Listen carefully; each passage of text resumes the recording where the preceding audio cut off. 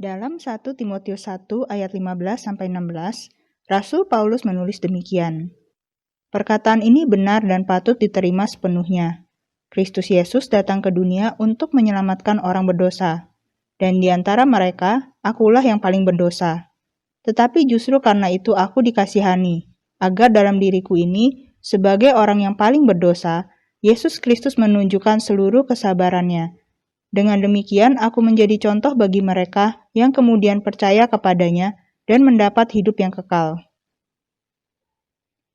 Bila saudara berhadapan dengan seorang penjual manakah yang lebih saudara percaya? Penjual yang secara jujur menjelaskan kelebihan dan kekurangan produknya? Atau penjual yang hanya memamerkan betapa sempurna dan hebat produk yang dijualnya? Kebanyakan dari kita mungkin beranggapan, dengan menutupi kekurangan yang ada, kita dapat disukai banyak orang. Mungkin benar, kita akan disukai banyak orang. Kita mungkin dapat memperoleh perhatian orang lain, namun bukan kepercayaan mereka. Sebagai manusia, kita memiliki kecenderungan untuk ingin tampil sempurna. Kita berharap orang-orang mengagumi kelebihan kita dan tidak mengetahui kelemahan kita.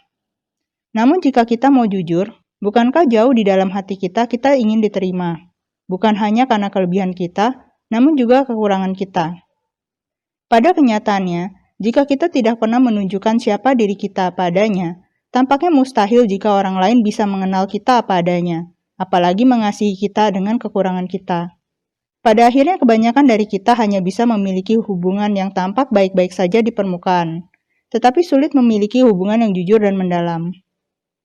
Pernahkah saudara mendengar istilah otentik?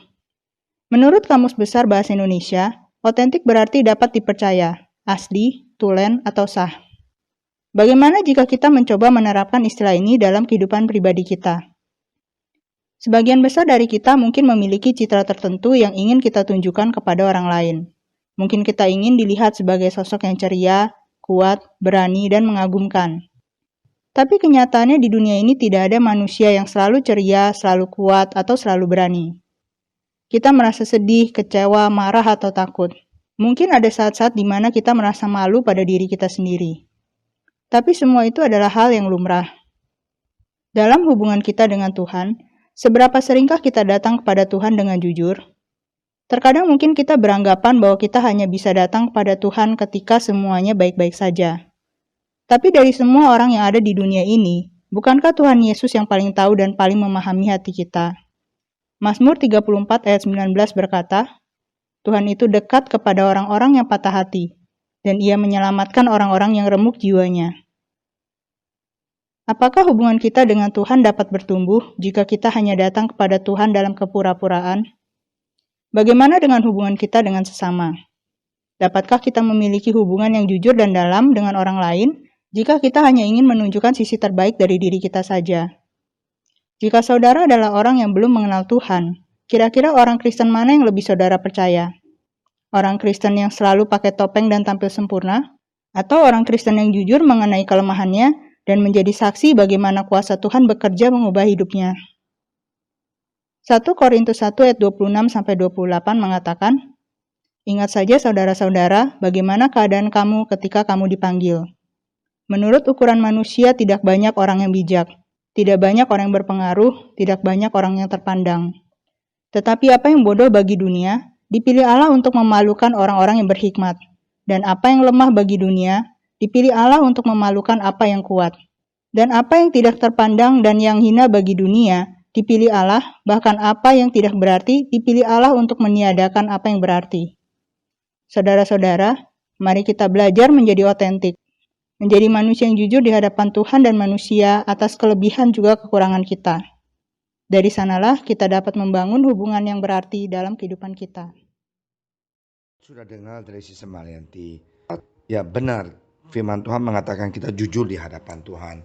Tuhan datang ke dunia ini bukan mencari orang yang pintar, orang yang kaya. Tapi Dia mencari orang yang tulus dan jujur di hadapan Dia.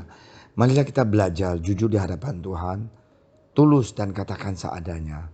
Kelemahan kita, ya, kelinduan kita, dan itulah yang Tuhan mau cari.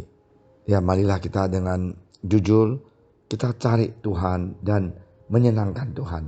Belajar baca firman Tuhan. Sekarang kita ada Zoom morning prayer, ikut berdoa sama-sama.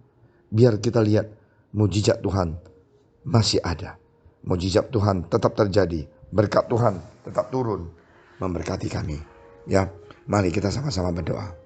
Terima kasih Tuhan Yesus atas kebaikan Engkau. Terima kasih Tuhan bahwa Engkau mengingatkan kami untuk Tuhan Yesus ingat kebaikan Engkau, memandang Engkau Tuhan Yesus, dan serahkan kelemahan kami. Tuhan, isi hati kami hanya dalam nama Engkau Tuhan Yesus. Terpujilah nama Engkau Tuhan. Biar Roh Kudus Tuhan bisa menjamah kami, menguatkan kami, memberikan kami hikmat untuk bisa menghadapi setiap percobaan dalam kehidupan kami. Kami jujur Tuhan, kami lemah, kami butuh bantuan Engkau. Hatiku seputih hatimu, setulus salibmu, kasihmu.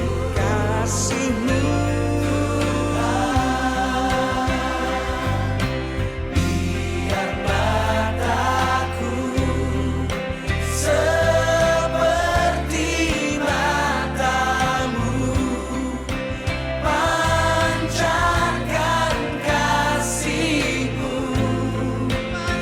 mau jadi sepertimu.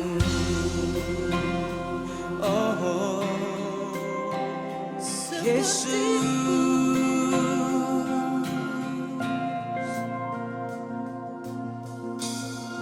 Sing this song together.